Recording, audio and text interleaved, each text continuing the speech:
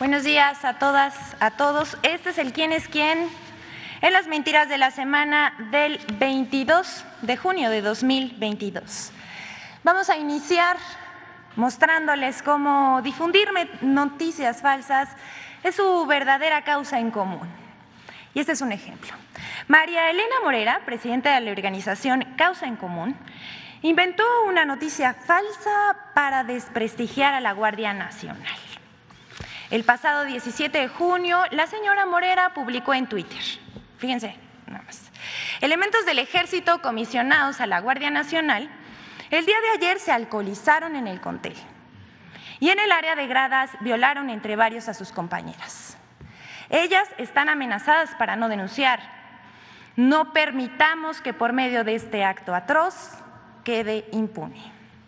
Por su parte, la Guardia Nacional ordenó investigar lo publicado por la presidenta de Causa Común vía Twitter. Dicha investigación exhaustiva arrojó que no se encontraron registros de víctimas o denuncia alguna. Nadie corroboró la versión de Morera porque se trata de información falsa. Además, el mensaje citado está acompañado por fotografías que corresponden a una protesta de elementos de la extinta Policía Federal en 2019. Aquí en la pantalla vemos la foto original de las protestas de la Policía Federal publicada en 2019.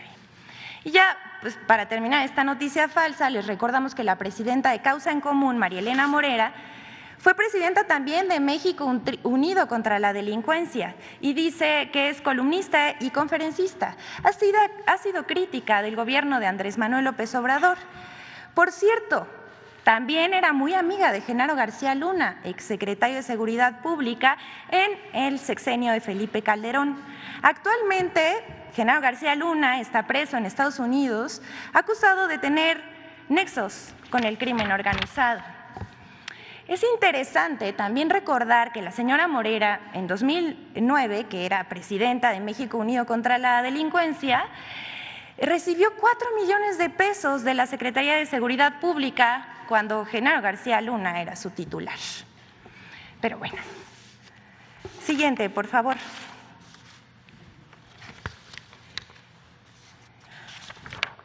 Vamos a darles Vamos a presentar en este momento un estudio que hace el laboratorio, el Tlatelolco Lab, sobre lo que pasó en las pasadas elecciones del 6 de julio. Estudio demuestra cómo se armó una campaña coordinada para posicionar y amplificar la narrativa del supuesto acuerdo entre el narco y el gobierno con el propósito de atacar al presidente Andrés Manuel López Obrador. Debido a las elecciones recientes en 6 estados, un grupo de periodistas y políticos justificaron la derrota de la oposición en 4 de ellos con el cuento de que se debió a un acuerdo entre Morena y el narco. Pero fue una narrativa armada, sin pruebas. De acuerdo con una investigación de Tlatelolco Lab, que es una iniciativa del Programa Universitario de Estudios sobre Democracia, Justicia y Sociedad de la Universidad Autónoma de México, en la que participaron sociólogos, antropólogos, físicos, entre otros profesionistas, en los comicios intermedios de 2021 comenzó a cobrar fuerza la acusación de un presunto pacto entre Morena y el crimen organizado. Ya para las elecciones del 5 de junio de 2022 en los estados de Aguascalientes, Durango, Quintana Roo, Tamaulipas, Hidalgo y Oaxaca, Tlatelolco Lab tiene identificado cómo la oposición posicionó hashtags para desplegar esa narrativa de un pacto con el crimen organizado.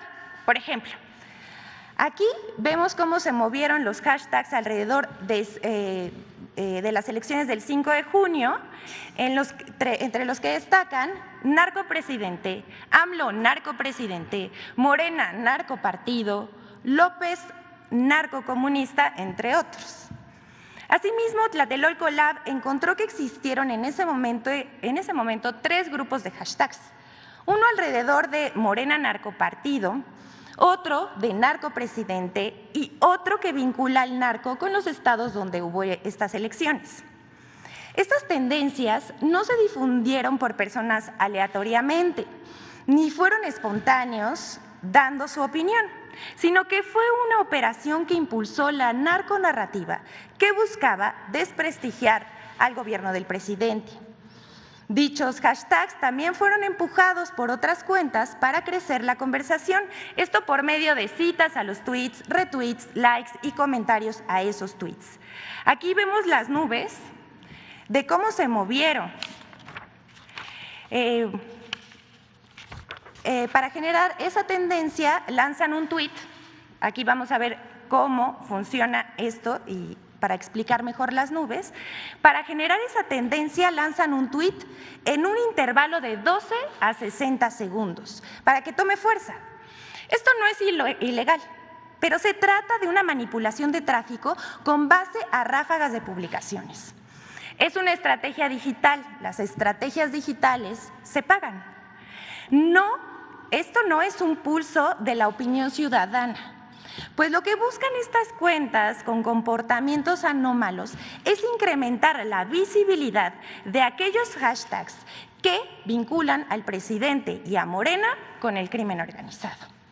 Aquí vemos la gráfica del comportamiento de cuentas que lanzan todos sus tweets en menos de un minuto, lo cual, como ya dijimos, es inusual. Tlatelolco Lab documenta el uso y articulación de ciertos grupos de hashtags por cuentas que se comportaron de manera anómala. Sugieren que hubo una campaña coordinada para posicionar y amplificar la narconarrativa que se intensificó en las pasadas elecciones. Pero eso no es todo. El estudio también muestra que medios de comunicación, periodistas, líderes de opinión, legisladores y otros personajes de la oposición que sirvieron como caja de resonancia con acusaciones directas al presidente de colaborar con el narcotráfico. Todo esto sin pruebas, solamente con un simple dicho. Unas 30 columnas, reportajes y artículos de opinión fueron publicados en medios nacionales e internacionales, como Animal Político, El Universal, El Heraldo, El Financiero, Reforma, Milenio, El Ángeles Times, DW, La Silla Rota y El País. Medios de comunicación que publicaron a personajes como Carlos Loret de Mola, Lili Téllez, Héctor de Mauleón, Raimundo Riva Palacio, Ricardo Alemán, Carlos Alarraqui, Porfirio Muñoz Ledo, Jesús Ortega, entre otros, quienes posicionaron como tesis principal que el presidente López Obrador gobierna con un narcoestado, fortalecido por el lema de abrazos no balazos, que hay pactos y que por eso sus visitas a Badiraguato, como si el presidente no hubiese visitado todos los municipios del país y uno de los estados que más ha visitado es Oaxaca. Pero bueno, además de que el triunfo morenista se debía al crimen organizado. Así, las elecciones fueron el marco de un discurso mediático dirigido contra el presidente de la República. Esto, aunque el INE, que tanto defienden, que es la autoridad electoral, expresó textualmente en voz de Edmundo Jacobo, secretario ejecutivo del organismo. Dijo textualmente: no tenemos ningún indicio de que los grupos delictivos estén incidiendo en las organizaciones de estos comicios en estas 6 entidades. Pero por supuesto que Carlos Loret de Mola, Raimundo Riva Palacio y Ricardo Alemán continuaron acusando sin pruebas al presidente. El estudio de Tlatelolco Lab concluye que existen elementos para suponer que medios de comunicación y actores de la oposición que tienen cuentas en redes sociales confluyen, se agrupan y coordinan para generar discursos que dañen al presidente.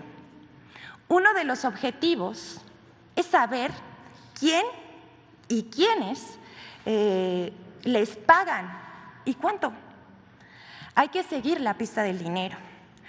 Afortunadamente, la gente ya despertó y ya no es fácil manipularla. Se usan políticamente las noticias falsas para acusar sin pruebas. Lo novedoso de este caso es la coordinación entre medios y oposición para amplificar los ataques.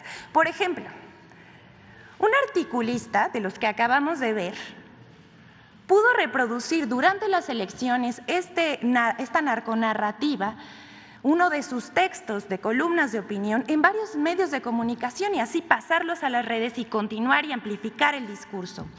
Pero la batalla abierta por la interpretación de los hechos es parte de la cuarta transformación de la vida pública de México, para formar ciudadanos informados y conscientes. Es cuanto, señor presidente. Muchas gracias.